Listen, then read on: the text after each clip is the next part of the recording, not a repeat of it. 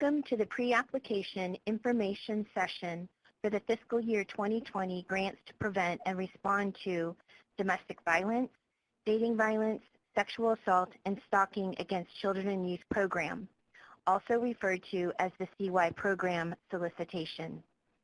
The Office on Violence Against Women, also referred to as OVW, is hosting this webinar to go over the FY20 solicitation for the CY program.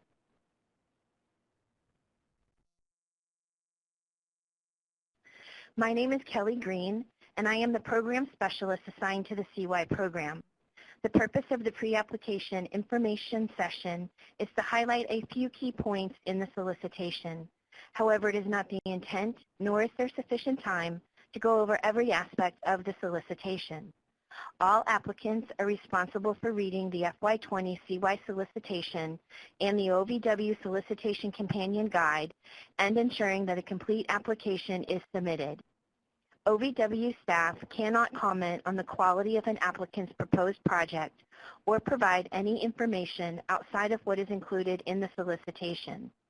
However, CY program staff will be available to respond to questions about the application requirements throughout the period that the solicitation is open. Please feel free to send questions to ovw.consulyouth@usdoj.gov or call the CY point of contact at 202-514-0390. Before we get started, you may find it helpful to have the CY solicitation in front of you for a point of reference during this information session.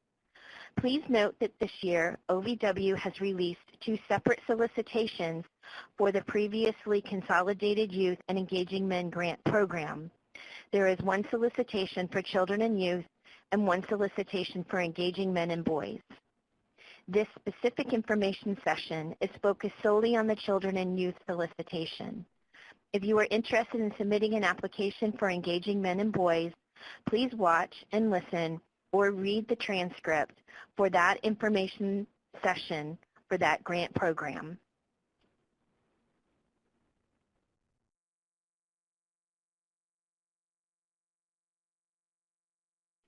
The CY program supports comprehensive community-based efforts to develop or expand prevention, intervention, treatment, and response strategies to address the needs of children and youth impacted by domestic violence, dating violence, sexual assault, and stalking. Within the program are three distinct purpose areas, which I will discuss in more detail in a few moments.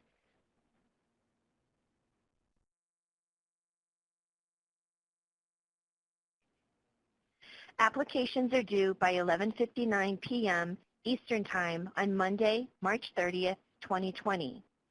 OVW will not accept late submissions except under limited circumstances as described on pages 22 to 24 of the solicitation. In addition to the application due date, there are other important deadlines that affect your ability to submit an application.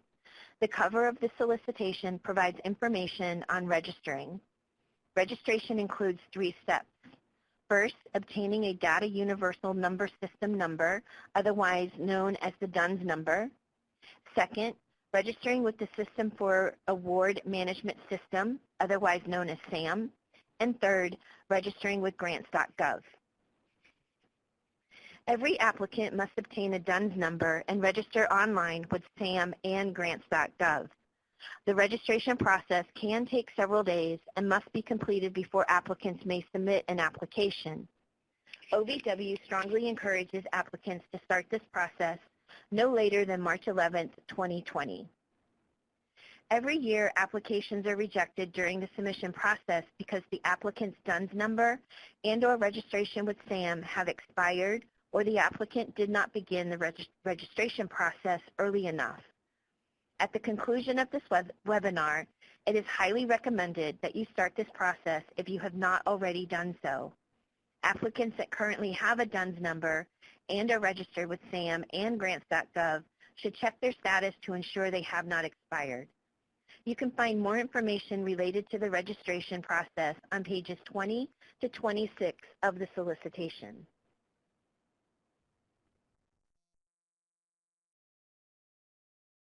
Submitted through grants.gov.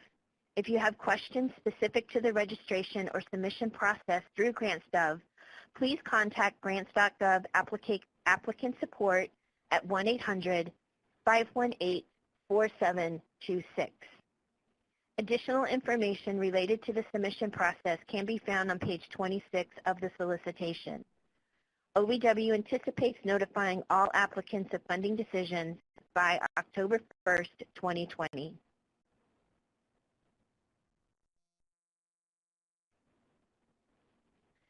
The grant period is for 36 months, tentatively beginning on October 1st, 2020, and ending on September 30th, 2023. Applicants should submit applications with project activities and budgets that reflect this period. Applicants may request up to $500,000. See page 4 for more information on the award period and the amount.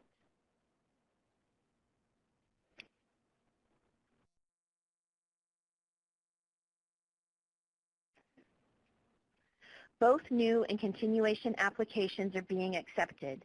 New applications are those that have never received funding under the Consolidated Grant Program to address children and youth experiencing domestic and sexual assault and engage men and boys as allies, known as the CYEM program, or whose funding under the CYEM program expired more than 12 months ago. Please note that the CYEM program was previously the solicitation that was released for the 2 that are being released this year. Continuation applications are those that have an existing CYEM grant or whose CYEM grant closed within the last 12 months. Grantees that were awarded a Consolidated Youth and Engaging Men grant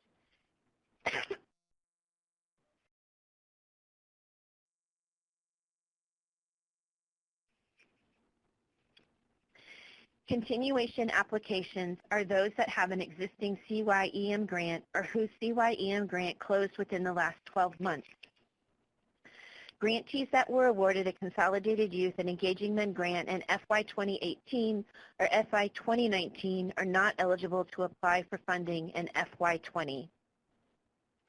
Both the CY and EM programs are highly competitive. Being funded for one does not guarantee you will be funded for the other. Applicants applying to both the CY and the EM program should consider including EM activities in the prevention strategies for the CY program in case they are not funded under the Engaging Men program. This is true, too, for current CY-EM grantees with Engaging Men projects that are applying for CY funding. I want to touch on no-cost extensions for current grantees that are considering submitting a continuation application. No-cost extensions and receiving continuation funding are not guaranteed. No-cost extensions are approved for extenuating circumstances that have prevented grantees from meeting the project goals and objectives. They are not spending down unspent funds. In the last funding cycle, a few CY-EM grantees needed a no-cost extension but did not submit a no-cost extension because they were counting on receiving continuation funding but did not receive an award. Because of this, they were scrambling the last 30 days of their current award to meet the goals and objectives and/or request a no-cost extension. Simply put, it caused a lot of unnecessary stress for everyone. Therefore, current grantees are encouraged to submit both a continuation application and a no-cost extension if applicable. See page 4 for more information.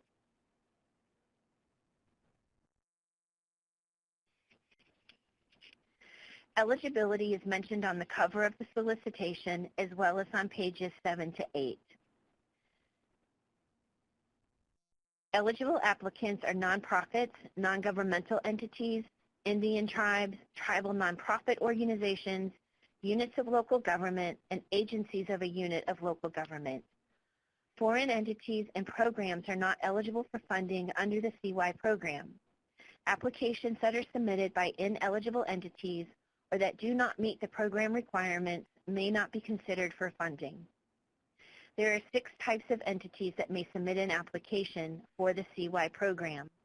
The first 3 are nonprofits, non-governmental entities, and tribal organizations. These entities must meet one of the 3 listed requirements on page 7 in order to be eligible as the lead applicant.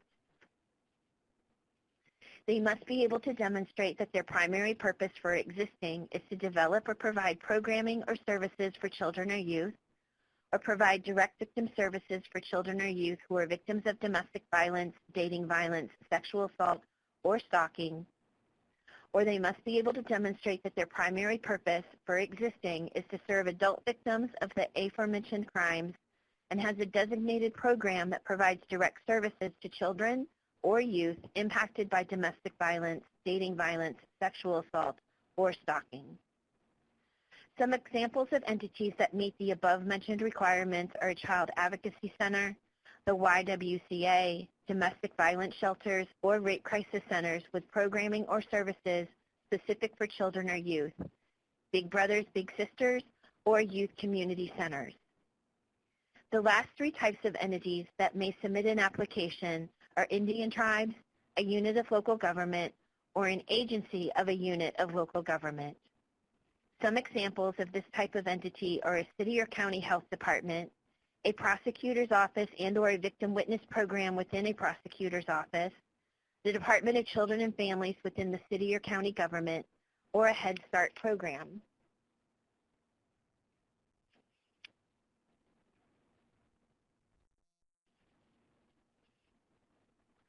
Next, I'm going to discuss the required partnerships. Applicants and partners are limited to meeting or fulfilling only one partnership category or role. Let me repeat this because it is important. Applicants and partners are limited to serving as the agency or organization to meet a specific partnership requirement in only one category or role. This means that every applicant must have at least one partner as outlined in the solicitation for the specific purpose area addressed in the project. Applications that fail to include the required partnerships will be removed from the review process. Two examples of what the required partnerships may look like are, first, a victim service provider is submitting an application addressing Purpose Area 2. The proposed project will serve homeless and runaway youth ages 13 to 18. The required partners for the project will be a community-based organization that provides housing and support services to homeless and runaway youth. The community-based organization is not a victim service provider, but they possess the expertise necessary in understanding and meeting the needs of homeless youth. The second example is a community-based organization that provides after-school programming for children, and they are submitting an application addressing Purpose Area 1. The proposed project will serve children ages 5 to 10. Because the community-based organization is not a victim service provider, they must partner with a victim service provider. Now to cover each of the required partners specific to each purpose area.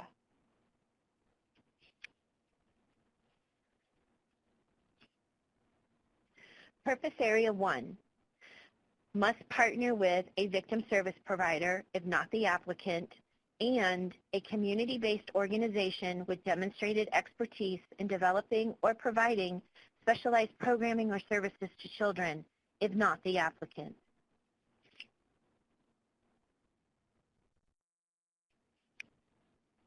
The required partners for Purpose Area 2 are a victim service provider, once again, if not the applicant, and a community-based organization with demonstrated expertise in developing or providing specialized programming to youth, if they are not the applicant.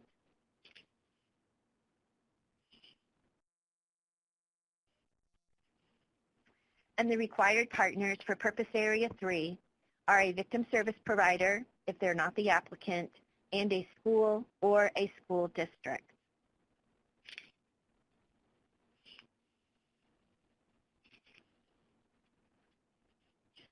Please refer to page 9 for the full definition of a victim service provider.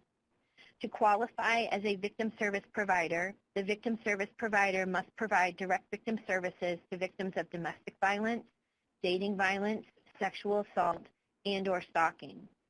These services must be one of the primary purposes for which the organization exists. Examples of direct victim services include victim advocacy, medical and court accompaniment, short and or long-term counseling specifically focused on the aforementioned crimes, or maintaining a hotline for one of the previously listed crimes. Examples of victim service providers are domestic violence shelters, rape crisis centers, and child advocacy centers and family justice centers.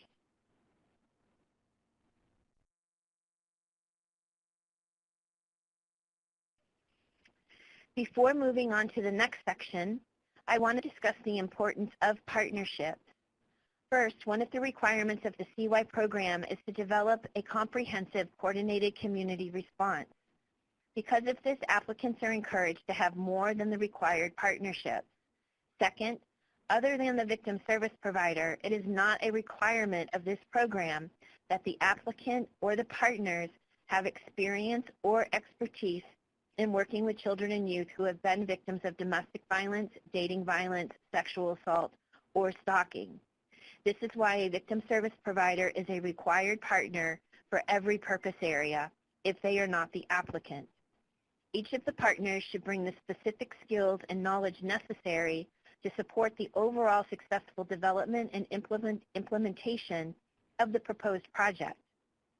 When determining whom to partner with, you should take into consideration the specific ages and developmental stage of the children and youth to be served through the proposed project, as well as the various groups of individuals that are required to be trained or provided with education. You want to establish a strong CCR to successfully implement and support the overall success of the proposed project. And on this slide, you can see there are some examples of what some of the additional partnerships would look like, such as youth serving organizations, pretrial services, juvenile justice programs, mentoring organizations or programs, faith-based organizations and programs, foster care, homeless and runaway youth programs. So please really pay attention and think about who you will be serving and who you need to include in your CCR. Now, before we get into the mandatory program requirements in each part of the application, I want to go over a few items that will help you when developing your proposed project. Page 8 discusses the requirements that must be met for applications that wish to include legal assistance activities. Providing legal assistance is optional. I'm not going to go over this section in detail, as you can refer to the solicitation to determine what is necessary to meet the requirements if you choose to incorporate this service into your project. In addition, you must certify in writing that you meet or will meet certain requirements listed on page 8 if you are going to include legal assistance in your project.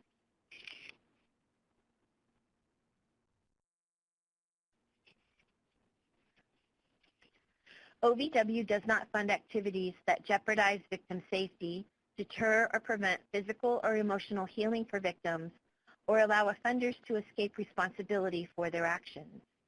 The Solicitation Companion Guide contains a list of these activities.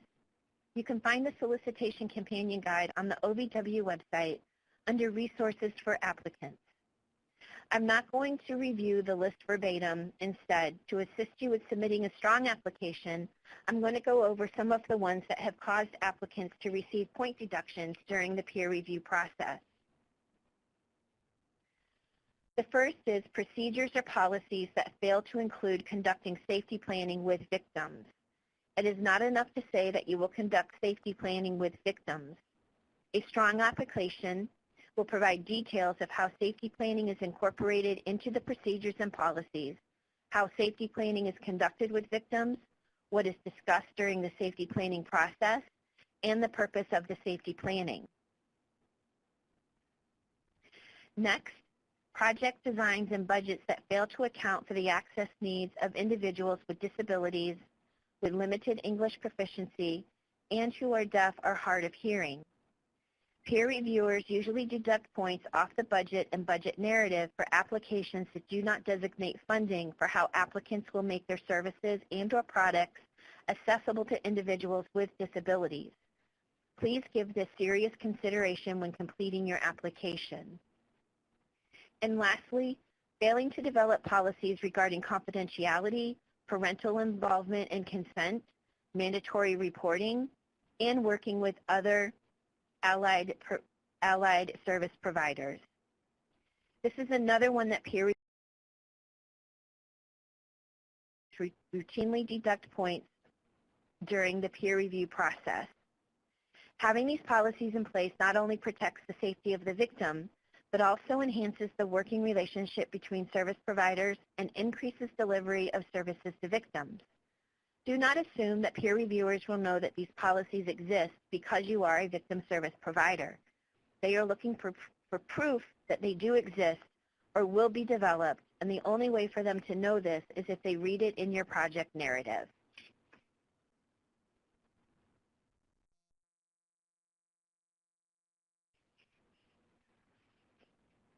OVW and the CY program have specific out-of-scope activities that cannot be supported with grant funds. To assist with submitting a strong application, I'm going to go over some of the ones that have caused past applicants to receive point deductions during the peer review process. Please review the full list of out-of-scope activities on page 3 of the solicitation prior to writing your application to ensure you do not include any of the listed activities in your project. Number 5, sexual harassment, bullying, and gender norms. Grant funds may not be used to develop and/or provide training, products, or policies that focus primarily on sexual harassment, bullying, or gender norms. OVW recognizes that these issues are serious and can be traumatic experiences for children and youth or cause discomfort. OVW also understands the intersection of the VAWA crimes with sexual harassment, bullying, and gender norms. However, OVW grant funds must be used to primarily address the crimes listed in the Violence Against Women Act, which are domestic violence, dating violence, sexual assault, and stalking. To avoid possible point deductions, applicants should refrain from including activities and/or strategies that address sexual harassment, bullying, and gender norms without a clear linkage to the VAWA crimes in your project narrative. Next is number 8, athletics. Grant funds may not be used to pay the salaries for coaches. Grant funds may be used to support a portion of a coach's salary specific to the time spent on project activities. For example, coaches may receive training to prevent sexual assault or dating violence on the team or by team members. This could be supported with grant funds. Another example is a coach may provide prevention education to the team members, and the time spent delivering this education to the team members could be supported with grant funds. Grant funds may not be used to support an individual's participation on an athletic team or event. And grant funds may not be used to buy uniforms or pay for transportation to and from games. However, grant funds may be used to transport a team to a prevention education training. Number 12, the service area. Grant funds may not be used to conduct or support regional or statewide activities. All applicants must ensure that proposed projects support community-specific activities and strategies only. In the past, there have been applications removed for further review because the proposed project was a statewide initiative. To avoid having this happen to your application, please ensure your project is focused to a specific local community. Some examples of activities that are not community-based and could result in point deductions include national or statewide podcasts, organizing or presenting at regional, statewide, or national conferences, and educational or awareness campaigns that have been developed for regional or statewide distribution.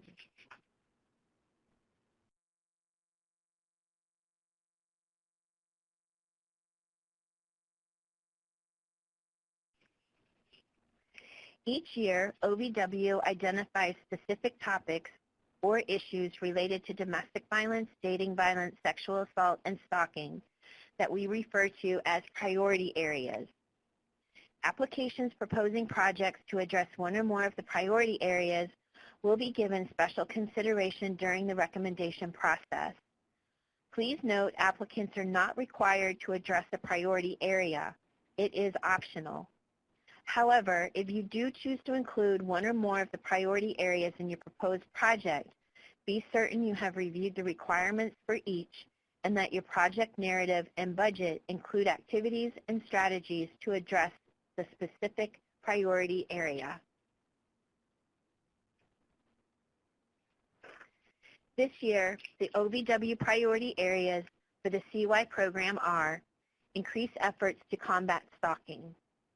Applicants proposing to address this priority area must propose projects where at least 50% of the activities address stalking and/or cyberstalking, including the intersection of these crimes with dating violence.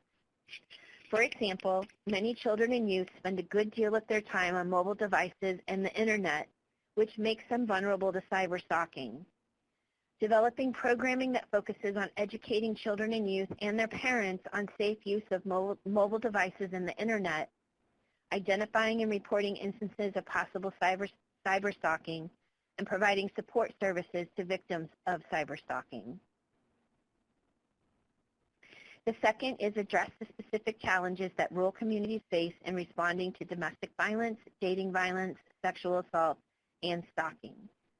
To qualify for this priority area, applicants must describe what makes the service area rural and how they will address specific challenges in rural communities. For example, accessing services is often a challenge for victims in rural communities. What services or programs could you develop or offer that would make it easier for victims to access services or participate in programming?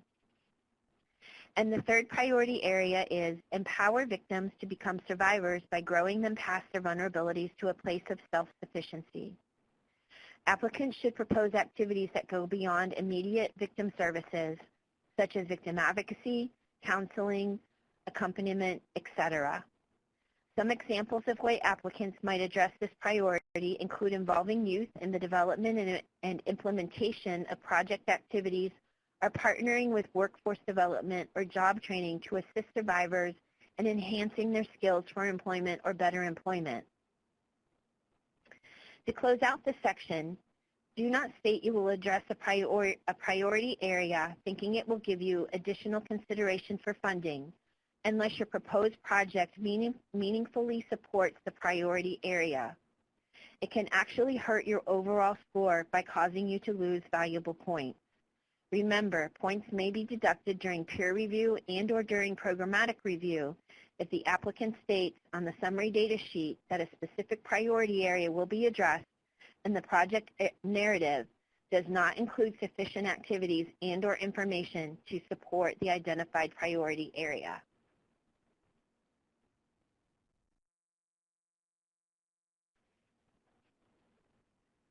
The purpose areas for the CY program can be found on page 2 of the solicitation. Please note that applicants may select only one purpose area. Selecting more than one purpose area may result in a lower scored application. The activities described in the project narrative and the budget should be reflective of the selected purpose area. In addition, each purpose area includes a range of ages for the children and youth to be served through the proposed project. Applicants should identify the specific ages that the proposal will address. For example, in the past, grantees or applicants have stated that they will serve the entire range 0 to 24, which is not acceptable. So, for example, the correct way to do this would be for Purpose Area 1, which can serve children ages 0 to 10. Because of the distinct differences in child development, the type of skills necessary to serve a 2-year-old are very different from serving a 10-year-old. Therefore, applicants are encouraged to focus on a specific age group within the listed range. So an applicant may select Purpose Area 1 and choose to serve children ages 6 to 10.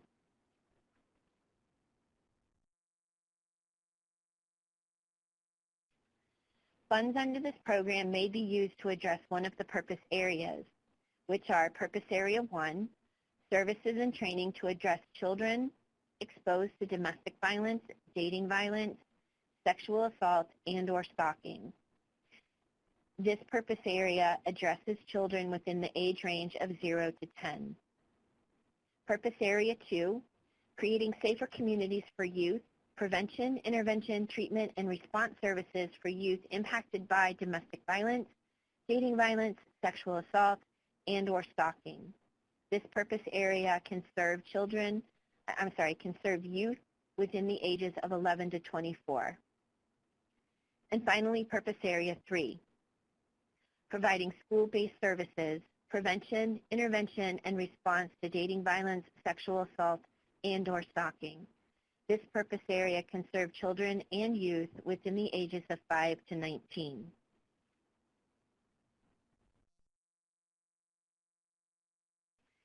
Before moving on, I want to reiterate a few important points and provide you with a few helpful hints to assist you in submitting a strong application.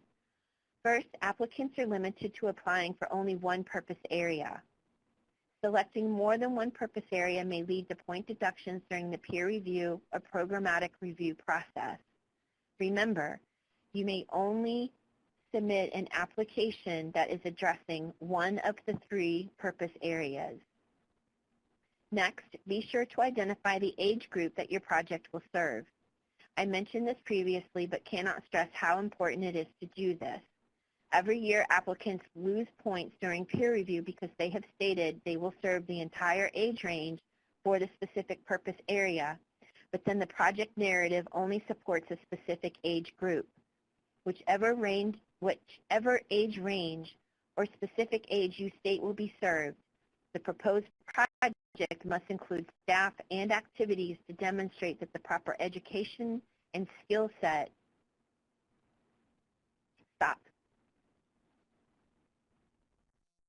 Whichever age range or specific ages you state will be served, the proposed project must include staff and activities to demonstrate that they have the proper education and skill set to serve the designated ages. Next, be sure that your application addresses victim services, prevention education, and training. Each of the purpose areas requires activities to support these services. Applicants cannot do just prevention work without also providing victim services and training, and vice versa. Lastly, while each purpose area is focused on a specific age range, they are also focused on specific types of services. Purpose Area 1 is focused on children in the community that have been exposed to violence. Purpose Area 2 is focused on youth in the community and community-based services. And Purpose Area 3 is focused on assisting schools and school districts with developing policies and practices to address dating violence, sexual assault, and stalking in a school setting. When deciding on which purpose area to apply, think about the focus of the activities. For example, if you provide prevention education to students in schools, but do not want to assist in policy development at the school or within the school district addressing the VAWA crimes, then you should apply for Purpose Area 2. Another example is if you want to provide services to school-age children and youth that have been exposed to domestic violence within their homes, but will not be developing policies with a school or school district, you should apply for Purpose Area 1 or 2, depending on the ages of the children you will serve.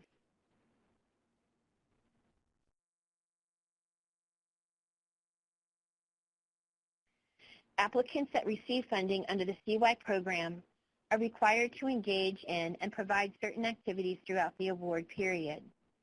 I am going to highlight just a few. The full list of mandatory program requirements is on pages 5 to 7 of the solicitation. Please read these carefully and make sure that your proposed project includes each of the mandatory requirements.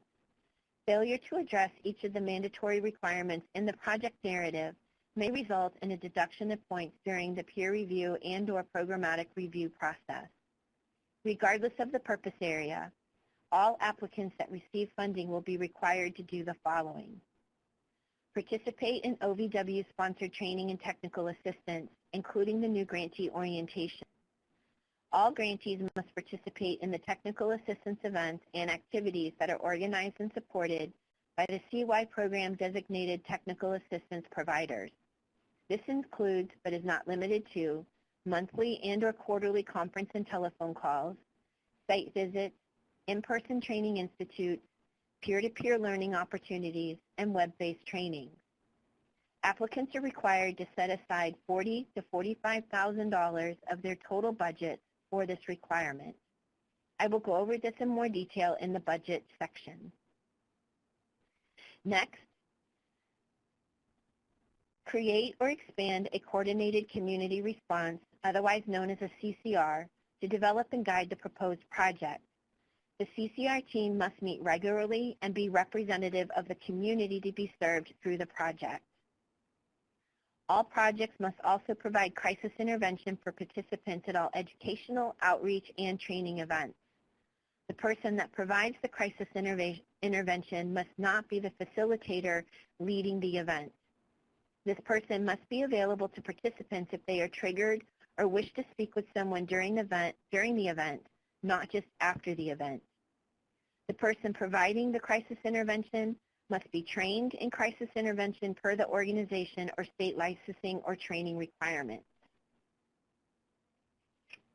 Next, all grants have an initial planning phase prior to implementing the full scope of the proposed project. The planning phase is approximately 6 months for new grantees and 3 months for continuation grantees. During the planning phase, grantees will be conducting a community needs and strengths assessment specific to the proposed project and design a strategic plan for implementation of the project. All 3 purpose areas must provide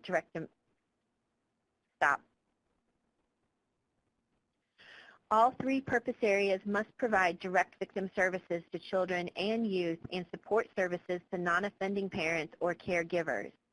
I encourage you to review the mandatory requirements on pages 5 to 7 for the specific purpose area, which you are submitting an application in order to ensure you are being responsive to this requirement.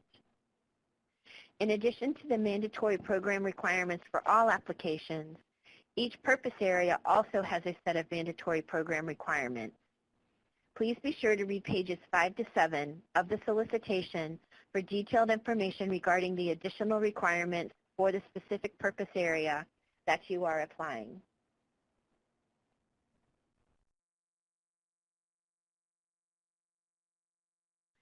I'm not going to go over all of the mandatory program requirements for each purpose area. Instead, I'm going to highlight just a few within each one. So for purpose area 1, the first is to develop and deliver training to assist law enforcement and other allied professionals to appropriately respond to and support children exposed to domestic violence, dating violence, sexual assault, and/or stalking. This is most common in incidences of domestic violence. It is important to identify when a child or children are in a home or environment where domestic violence is taking place. These young people require services just as much as the direct victim. The next is to develop processes and training for organizations and/or programs that serve children, such as Head Start, after-school programs, teachers, foster care, and child care, to assist in identifying children and/or families that are experiencing domestic violence, dating violence, sexual assault, or stalking. It is important for these types of organizations and programs to recognize the signs of violence and to be able to intervene in a healthy, safe, and appropriate manner in order for the child and/or family to receive support services. Last, projects are required to include prevention programming for children, including those who are at high risk for victimization or perpetration.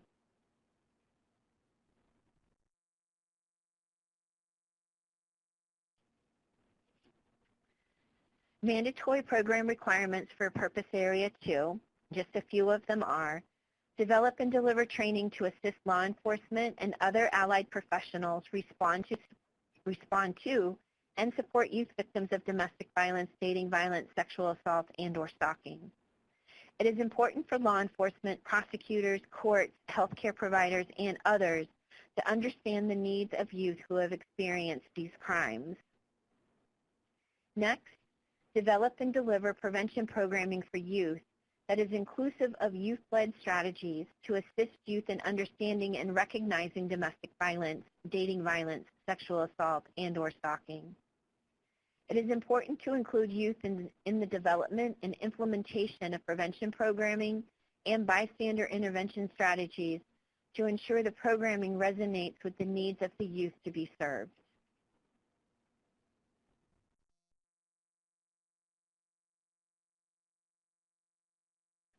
And finally, some of the mandatory program requirements for Purpose Area 3 are: applicants funded under this purpose area are required to develop and implement school-based policies, practices, and programs to prevent and respond to dating violence, sexual assault, and/or stalking of students. This includes addressing safety planning, referrals for support services, protection orders, and interim school-based accommodations. If you will not be developing or revising school-based policies, practices, or programs, you should not apply under this purpose area. Another requirement is to develop and deliver prevention programming and bystander intervention training for students. Next, develop and deliver training for school-based staff and faculty, such as school resource officers, teachers, coaches, nurses, counselors, and administrators on creating trauma-informed educational environments and programming for students. Another requirement is to provide training for law enforcement and other allied professionals to assist in investigating and/or prosecuting incidences of dating violence, sexual assault, and/or stalking of students. And lastly, implement programming within the school or school district to change the attitudes and behaviors of the students and school staff and faculty related to dating violence, sexual assault, and stalking. Before moving to the next section, it is important to note that all of the activities listed under each purpose area are required.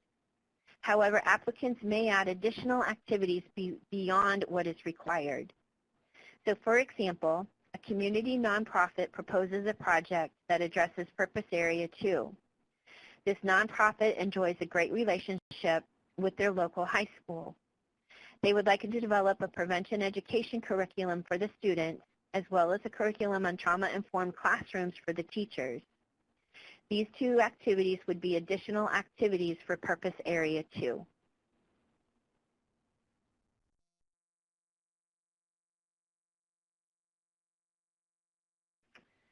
Please refer to the solicitation beginning on page 9 for specific information related to the content and form of application submission. All applications must include the following 3 components: a project narrative, a budget and budget narrative, and a memorandum of understanding. Applications that do not include these 3 components will be considered substantially incomplete and will not be considered for funding. The first section is the summary data sheet, which is worth 5 points. Every application must include a summary data sheet. This document is scored during the review process and should be no more than 4 pages. The best way to avoid having points deducted is to answer each of the 19 questions in the order they are listed in the solicitation. Some applicants find it helpful to cut and paste the questions into a new document and provide a response below each question.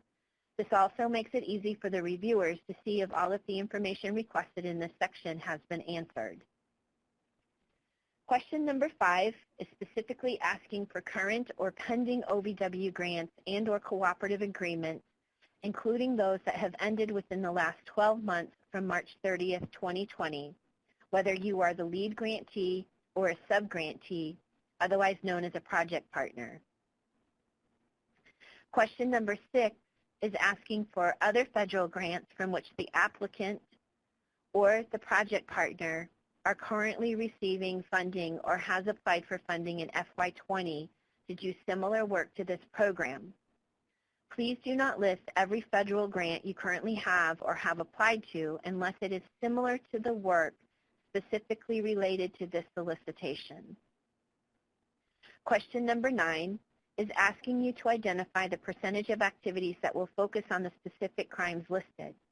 Applicants do not receive special consideration or extra points for addressing every single crime listed, so applicants should not feel obligated to address each one. Applicants should mark only those crimes that the project will address. For example, If you submit an application under Purpose Area 3, your breakdown may look like this: 80% dating violence, 10% sexual assault, and 10% stalking. Alternatively, if you are submitting an application under Purpose Area 1, your breakdown may look like this: 100% domestic violence.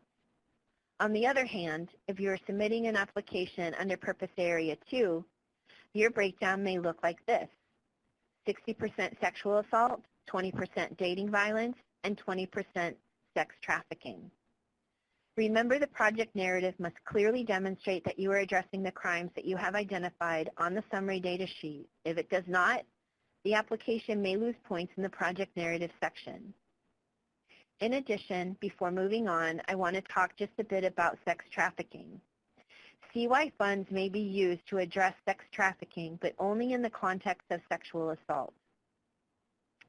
Question number 10 is asking if you are a current grantee or a project partner for a CYEM grant. That was the solicitation that's been available for the past few years prior to this year.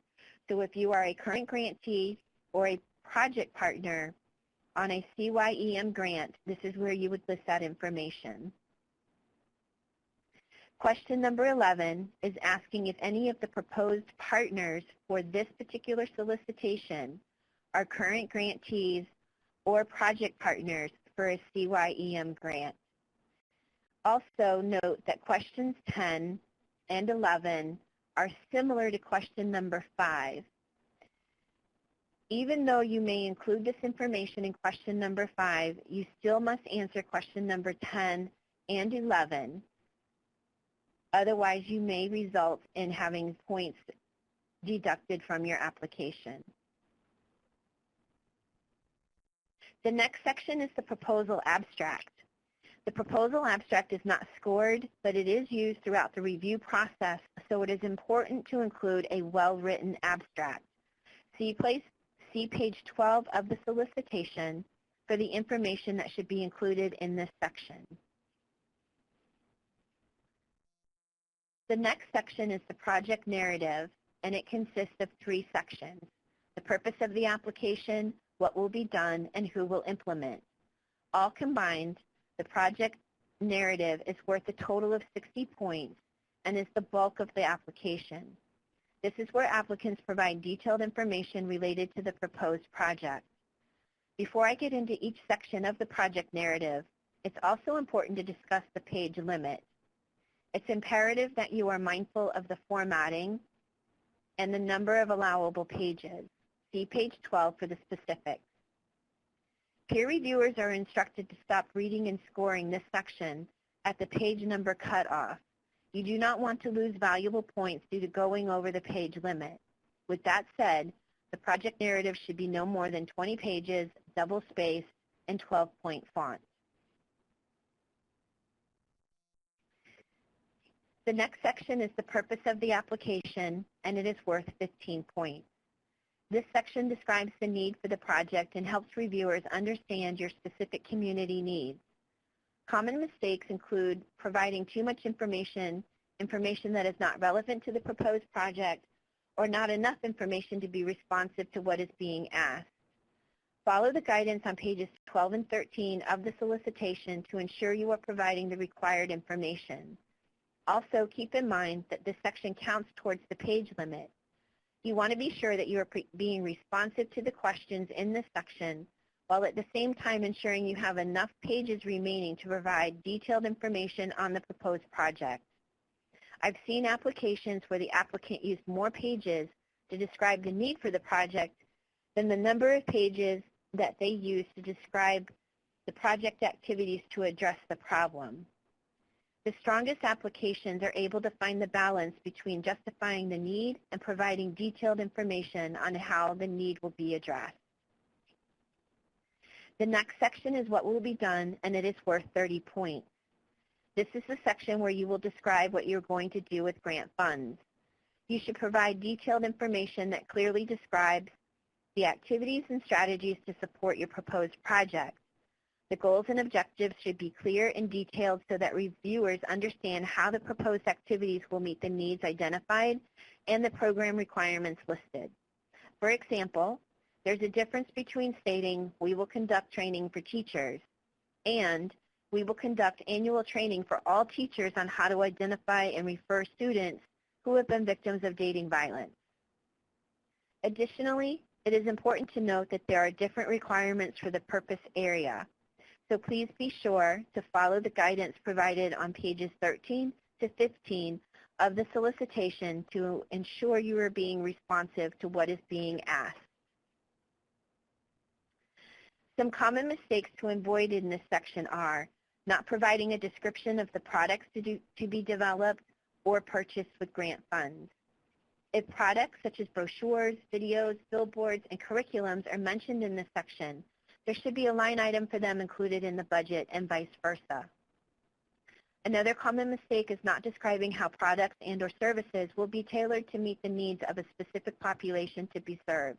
For example, the different ages, developmental stages, and the different audiences for the training and education. Another common mistake is not including activities and strategies that will be developed and implemented to meet the OVW priority areas that the applicant has chosen to address and identified on the summary data sheet. And finally, another common mistake is not addressing each of the program and purpose area requirements. The next section is who will implement the project, and it is worth 15 points. In this section, the applicant should identify whom the key individuals and organizations will be that are involved in the proposed project. This section must demonstrate that the individuals and organizations identified have the capacity to address the stated need and can successfully implement the proposed project activities. As a friendly reminder, this section is also part of the page limit. You'll want to keep this section focused on who is involved in the major project activities and who is most responsible for ensuring the goals and objectives of the proposed project are met. Please refer to page 15 to ensure you include all of the required information for this section. The next section is the budget detail worksheet and narrative, and it is worth 15 points. During the peer review process, the peer review panels will be reviewing and scoring the budgets to ensure they meet the program requirements and do not include any unallowable activities and/or expenses. It is the applicant's responsibility to read this section thoroughly in order to submit a proper budget. Pages 15 through 16 provide detailed information on how to develop and submit your budget for your proposed project. All applicants, regardless of purpose area, must include funds specifically for OVW mandated technical assistance and travel costs. The CY program has a dedicated team of technical assistance providers specifically for the purpose of providing comprehensive technical assistance programming to CY grantees. All CY grantees are required to attend and participate in the technical assistance events. Projects located in the contiguous U.S. must allocate $40,000, and projects located in the U.S. territories, Hawaii, or Alaska must allocate $45,000. Applicants should plan to send at least 4 individuals involved in their project to 3 OVW mandated technical assistance training events each year of the award for a total of 9 training events. In addition to the training events, grantees are required to send a minimum of 3 individuals to the new grantee orientation. This funding may not be used for any other travel and/or training, and any remaining funds in this section will be returned to OVW at the end of the award period. If applicants are interested in attending conferences and other trainings to increase their team's skill and knowledge, additional funding outside of the $40,000 to $45,000 should be set aside for that specific purpose. The budget should also include funds to ensure project activities and materials are accessible to individuals with disabilities. For example, videos could be closed captioned and translated into other languages. Written materials could be translated into different languages. Interpreters could be made available at events and/or in the process of providing direct victim services for those who are deaf, hard of hearing, or speak a language other than English. Next, the budget should include funds to compensate all project partners for their contribution to the project, including attendance at the CYTA events.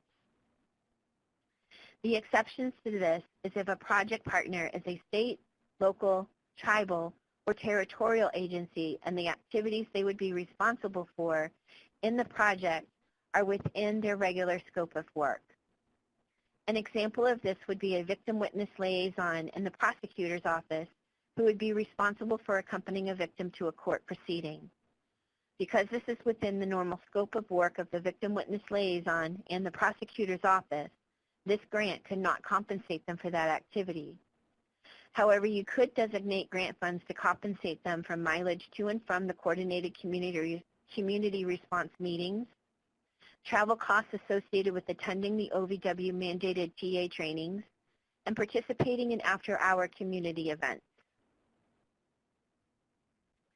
New to the solicitation this year are spending limits on certain activities.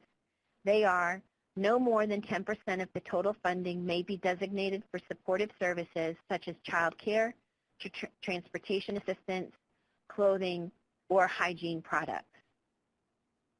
Also, no more than 10% of the total funding may be used for media buys such as billboards, radio, TV public service announcements, and bus or subway advertisements. Also new this year to the budget section is that applicants must include funds to conduct the community strengths and needs assessment and development of the strategic plan. During the planning phase, grantees have access to $100,000 of the total funding for this project. These funds can be used to compensate a subgrantee or consultant to assist with the needs assessment and strategic planning. In some circumstances, the budget is reviewed independently of the full application. Therefore, it is important that the budget narrative be as comprehensive as possible and describe in detail each line item in the budget.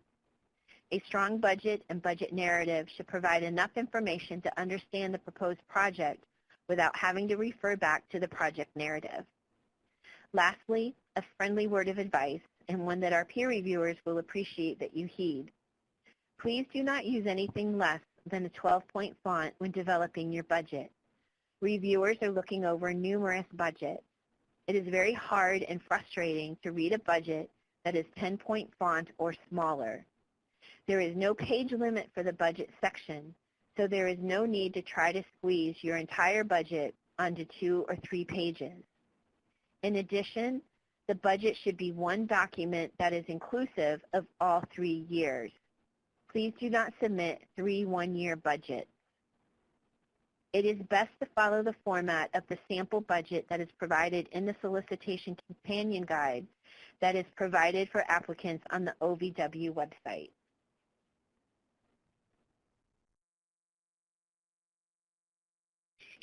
The next section is the Memorandum of Understanding, otherwise known as an MOU, and this is worth 20 points. Pages 16 to 17 provide detailed information on what is required to be included in the MOU. I encourage you to review this carefully when creating your MOU to ensure you are meeting all of the requirements. In the past, I've seen applications miss the cutoff score by a point because information was missing from the MOU. I'm not going to go over everything that must be included in the MOU. Instead, I'm going to provide you with some examples of common mistakes and some helpful hints. Common mistakes that result in point deductions are submitting multiple MOUs. The MOU for this program should be one document. You should not have a separate MOU for each partner. It should all be within one MOU. You can have multiple signature pages so long as all of the names and titles of everyone signing the MOU are included on each of the signature pages. Not addressing each of the requirements in the MOU. There is no page limit for the MOU, so there really is no excuse for not providing the information requested. Like the budget, the MOU may be reviewed separately from the full application So it is important to include all of the requested information, even if you feel you have already addressed it elsewhere in the application. Another common mistake is missing signatures, especially the signatures of the required partners. Every person and/or organization listed in the MOU must sign the MOU. And last, another common mistake is submitting an outdated or irrelevant MOU. The MOU must be current and must be responsive to the solicitation requirements. So in almost every circumstance, the MOU will be a new document that is drafted specifically for your proposed project.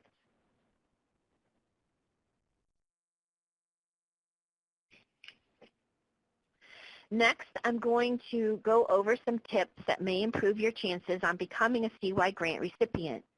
Please note that the following list is not a guarantee that your project will be funded, but is intended to assist you with submitting a strong and responsive application. First, think of your application like a blueprint. It contains all of the necessary elements that are necessary to build something, along with obtaining the required permits required to begin your project. Your application is very similar to this in that it contains all of the elements necessary to successfully receive permission, otherwise known as funding, to begin the project, as well as the steps necessary to successfully execute and complete your project. Next, read the solicitation. I've not reviewed every section of the solicitation, so please read the solicitation. As I've mentioned previously, it is the applicant's responsibility to read the solicitation in its entirety. Everything that needs to be included in or with your application is mentioned in the solicitation, and it also contains supporting resources that are linked or referenced to assist you in submitting your application. For an application to be considered complete and move to the review process, it must include the following three components: a project narrative, a budget detail worksheet and narrative, and a memorandum of understanding. MOUs that do not contain signatures may receive point deductions or be removed from consideration. Also be sure that your project strategies and activities address the areas that you have identified on the summary data sheet. It is okay for projects to focus on one crime or on one age group. It does not increase your chances of being awarded a grant by stating that you will address every crime if your project narrative only provides information on how you will address sexual assault. A strong application is focused on the crimes, the age group, and the single purpose area that will be served. If you are submitting a continuation application, be sure that your project is building upon what you have already accomplished with the last award. A continuation project should not be simply a continuation of the same activities. You must be able to demonstrate growth or expansion or be able to articulate well the reason or reasons why you are proposing the same activities. Next, use the application checklist on page 28 of the solicitation. This checklist will help you ensure that all of the required documents are included in your application when you begin the submission process. Pages 17 to 20 of the solicitation include information on all of the additional required documents that must be submitted with your application. Should you be funded, failure to submit this additional information does cause delays in final approval of your project as well as your budget.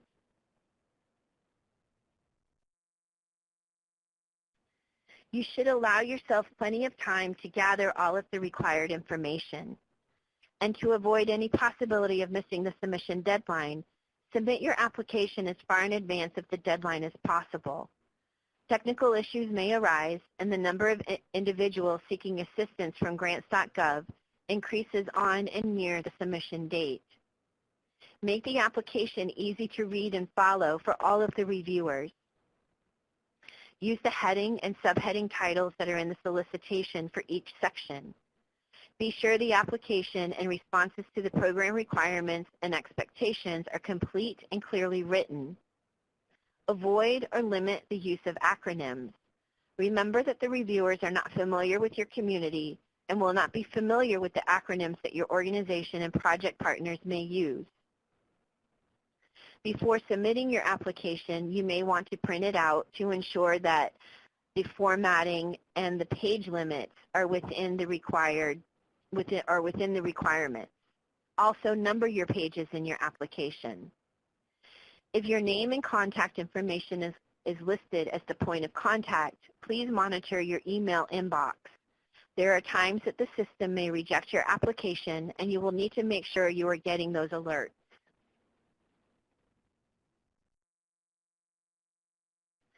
The next couple of slides, we're going to focus on aspects of your application that relate to the documents that our financial team, the Grants Financial Management Division, GFMD, reviews if your application is recommended for funding. More specifically, we will discuss some items that GFMD has identified from prior year applications that could help with expediting their review process should you be funded. Today, we're going to highlight certain aspects of the pre-award risk assessment and provide you a link to a detailed webinar on how to develop the budget that will be included in your application. The first things we will highlight are the items identified in the summary data sheet, which is completed by all applicants. Specifically, two items we would like to discuss are questions number 4, the single audit response, and question number 8, the IRS 3-step safe harbor procedure. In question number 4 on the summary data sheet, OVW requests that all applicants provide a statement as to whether they have expended $750,000 or more in federal funds during their last fiscal year. If you have, you should indicate that and specify the end date of your fiscal year. However, OVW has found that applicants do not always include this information and leave out whether or not they have met the threshold, or they leave out the end date of the last fiscal year. Please ensure this question is answered in its entirety on the summary data sheet. Failure to answer this question in its entirety may result in point deductions during the peer review process. Another item we would like to highlight is question number 8 on the summary data sheet, the IRS 3-step safe harbor procedure to determine your executive's compensation. You must provide a response to this question regardless if you use this procedure or not. If you do not, then you need to provide a statement that you do not use this procedure. If you are a nonprofit and use the safe harbor procedure, you must provide OVW with a disclosure letter that consists of 4 parts. The sample letter outlining all 4 parts of the disclosure can be found by clicking the additional required information link that is included in this question in the solicitation. Additional information can be found on page 18 of the solicitation as well. Next is the pre-award risk assessment. Each applicant must prepare a response to all 10 questions, and each question has multiple parts.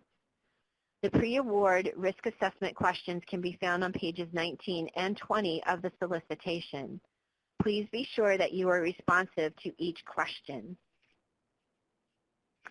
OVW has seen in prior years applicants that do not always fully answer all parts of the questions, which in turn requires GFMD to reach out to the applicant.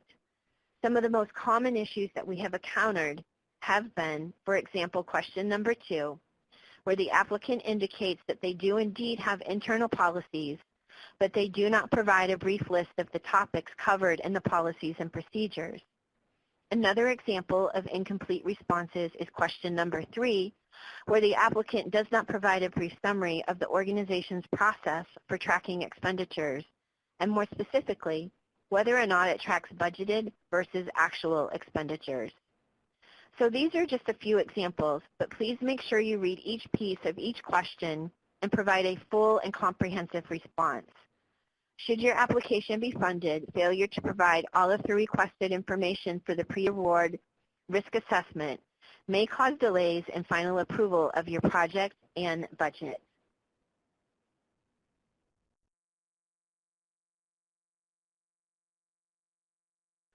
This next slide will quickly highlight some resources that are available and that should be used as you are creating the budget to be submitted with your application. Over the last year, GFMD has worked to develop a detailed webinar presentation on how to assist applicants in developing a budget to be submitted with your OVW application. They want to help reduce any challenges you may face with the budget and make it clear what they look for when they review your budget. This webinar provides some insight as to what OVW financial staff considers during their review. The webinar can be found under the Budget Information section in the Additional Resources section of the OVW website. The link is www.justice.gov/OVW/resources-applicants. Next is the Uniform Guidance to CFR Part 200, and another resource is the DOJ Financial Guide. If you need assistance finding these resources, please contact GFMD. The links have also been provided for you in the PowerPoint presentation. And finally, if you have questions that were not addressed during this call, please feel free to send an email to ovw.consulyouth@usdoj.gov. If you have questions about the GFMD information discussed, you may send an email to ovw.gfmd@usdoj.gov or view the Grants Financial Management Division video on the OVW website. Thank you so much for your time today, and thank you for your interest in the OVW Children and Youth Program.